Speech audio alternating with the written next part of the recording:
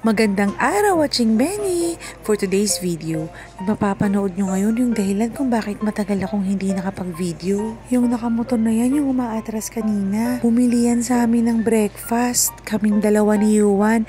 Nangyari to nung August 2 pa, Watching Benny. Bakasyon pa ng mga bata ng mga panahon na yan. Kaya tumutulong pa si Yuan sa akin sa breakfast. Yung mga oras na yan, kapapasok ko lang sa loob. Tapos bigla siyang dumating. So, bali si Yuan lang yung naabutan niya sa tindahan. Yuan, umorder siya ng pansit, tapos goto, tapos palabok. Ang dami niyang ino-order kay Yuan sabay-sabay. Parang nililito niya, hindi parang nililito niya talaga. Tapos tung nakapagbalot na si Yuan ng pansit, minamadali niya kumuha ng tubig. Meron kaming mahabang table dyan na nakaharang lang dyan sa harapan ng tindahan. Sabi niya kay Yuan, ate tubig muna. So ngayon, syempre, merong dong dalawang cellphone. Cellphone ko at saka cellphone niya dun sa loob, sa table, malapit sa counter. Ang ginawa ni Yuan, kinuha niya yung dalawang cellphone namin, tapos tinawag niya ako kasi nga kukuha ko ng tubig kasi ayaw niyang iwanan yung tindahan. Hawak niya yung pansit, hawak niya yung dalawang phone.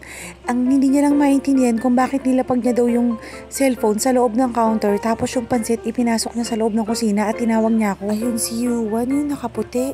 May tricycle dyan sa vulcanizing at saka dun sa water refilling station. Umalis na yung isang tricycle. Kung mapapansin nyo, ang walang hiya, palingon-lingon.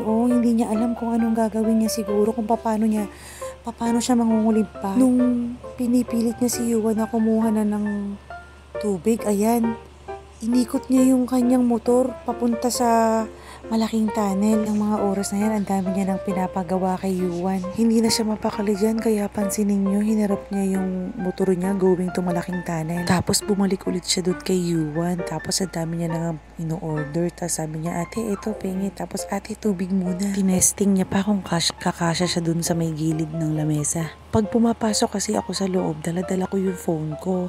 Tapos pag may tao, tatawagan ako ni Yuan. Yung time na yan, pumasok ako kasi sisilipin ko sana kung gising na si Bunso. Inikot na naman niya yung motor niya, papunta naman dun sa may parang pa-southwoods na. Kung mapapansin nyo, papasok na siya dyan sa may gilid ng lamesa, nakaside siya. Kasi nga maliit lang yung space, Kaso pinilit pa rin ng walang hiyang makapasok. Hindi naman pumasok si Yuan sa loob ng bahay. Nandun lang siya sa kusina. Tinatawag niya ako. Talikod ni Yuan. Saka siguro niya kinuha yung phone. Ayan, ang bilis niya tumakbo dyan. As in, kami naman palabas na dyan.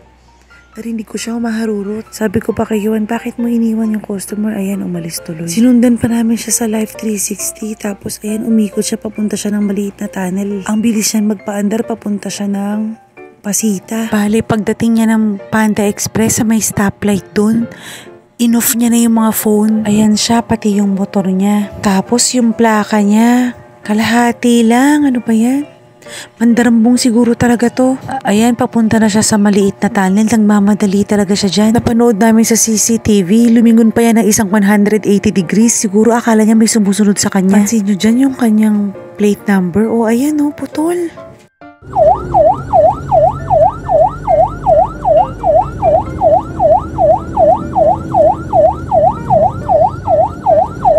Flex ko lang yung mga pulis San Pedro. Maraming salamat po sa pagtulong sa amin. Nagkaroon kasi ng follow-up operation kasi nalolocate pa, nasa platero yung phone. Medyo masama na yung mukha ni Breta May dyan. Ako naman, video pa more.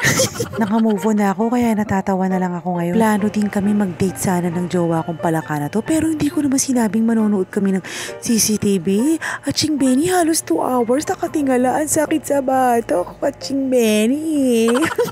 Yung jowa kong palaka, galit na galit talaga siya nung nawala yung phone kasi wala siya doon, natutulog pa siya, wala man lang siyang nagawa kaya galit na galit siya doon sa kumuha. Medyo napatawa-tawa na ako dyan kasi naisip ko, sana pala bumili man lang kami ng popcorn. Ayan Atching Benny, medyo nakatingala kami dyan, ilang oras talaga, sakit sa batok niya, Atching Benny. Parang napapansin ko, ako lang yung napapagod sa kakatingala. Ako na lang yung sumuko dyan, Atching Benny, kasi ang sakit na talaga sa batok. Yung jowa ko kasing palaka, hindi yan tumitigil hanggang hindi nasusolve yung problema. Siya, hanggang dito na lang po muna mga Atching Benny. May mga kasunod pa tong video na to. Bye!